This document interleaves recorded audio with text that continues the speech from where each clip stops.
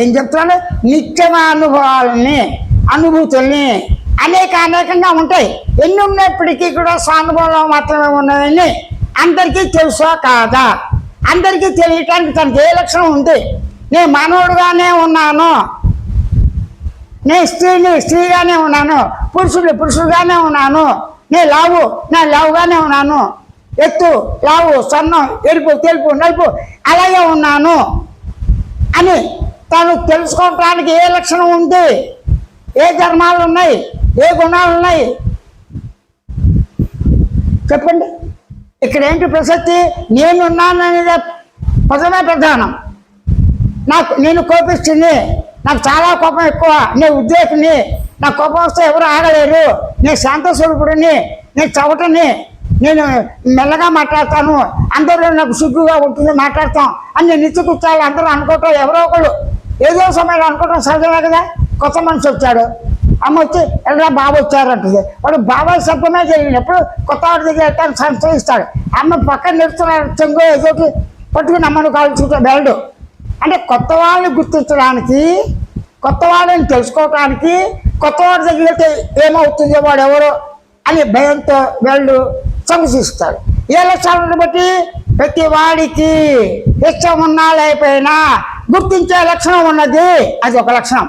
తెలుసుకునే లక్షణం ఉంది, రెండు.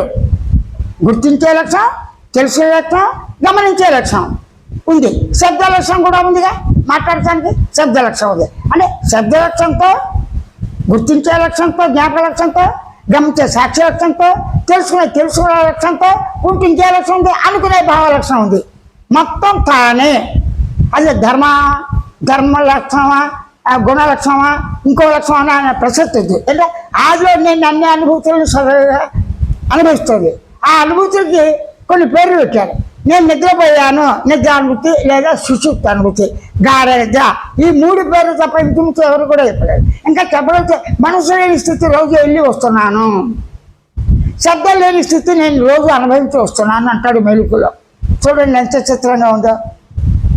గమనించే లక్షణం లేకుండా నేను మేలుకుని ఉన్నాను. ఇప్పుడు గమనించే లక్షణం లేని స్థితిని మేలుకున్న తర్వాత నేను గమనించే లక్ష్యంతో, గుర్తించే లక్ష్యంతో, తెలుసుకునే లక్ష్యంతో, అనుకునే లక్ష్యంతో, భావించే లక్ష్యంతో నేను సానుభవంతో సహజంగా ఉన్నాను. దీన్ని బట్టి మీకే అర్థం ఉంది? ప్రతి మానవాళికి తాను గుర్తించడం ఎంత సహజమో ఆ విధంగానే గమనించడం, గుర్తించడం, తెలుసుకోవటం, భావించడం, శబ్దం చేయటం, నడవటం, అన్ని పనులు సహజంగా చేసుకోవడం సహజ అనుభవమే. ఈ అనుభవాన్ని కాదనే వాళ్ళు ఉన్నారా? దీనికి శాస్త్రజ్ఞానం కావాలా, అక్కర్లేదా?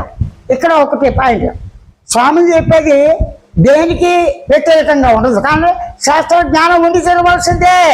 శాస్త్రం అయితే మీతో మాట్లాడుతుందా? వేదాంతాలన్నీ గ్రంథాలు కాగితాల రూపంలో వాటిని ఎవరు మాట్లాడుతున్నారు? శాస్త్రజ్ఞానం. వేదాలు మాకు ప్రమాణం అన్నవాడు మానవుడు. వేదం ఎలా వచ్చిందో వదిలేసేయండి అనాది. ఆ వేదం అనే ప్రసక్తి ఎవరు తెచ్చాడు? మానవుడే. తన భాష ఏంటి? మాతృభాష తెలుగు, అది తమిళ, ఏదో ఒకటి. అంటే తనకున్న భాషతోనే తాను మాకు వేదాల ప్రమాణం, భగవద్గీత ప్రమాణం, పురాణాల ప్రమాణం అని ఎవరో ఏ మతస్థుంటో వాళ్ళ గ్రంథాల ప్రమాణం. అది కాదంటానికి ఎవరికి వీలు పడదు. అది సహజంగా వచ్చిన హక్కు. అరే నువ్వు ఏ ఊరిలో పుట్టావురా అంటే బలానా ఊళ్ళో పుట్టా, కాదులే పట్టణంలో పుట్టా, కాదులే సినిమా ఊళ్ళో పుట్టాను మా అమ్మ చెబుతూ ఉంటుంది. అప్పుడు ఎవరు ఏ మనిషి ఎప్పుడు కనుతారో, ఎప్పుడు పుడతారో ఎవరైనా చెప్పగలవా? ఆ మూలాలు ఎత్తగలవా? అసంభవం. అంటే మనకి జరిగిన సంఘటననే తీసుకొని గమనించాలే తప్ప, గుర్తించాలే తప్ప, తెలుసుకోవాలి తప్ప, మనం చేయాలి తప్ప ఆటోమేటిక్గా జరిగిపోతుంది.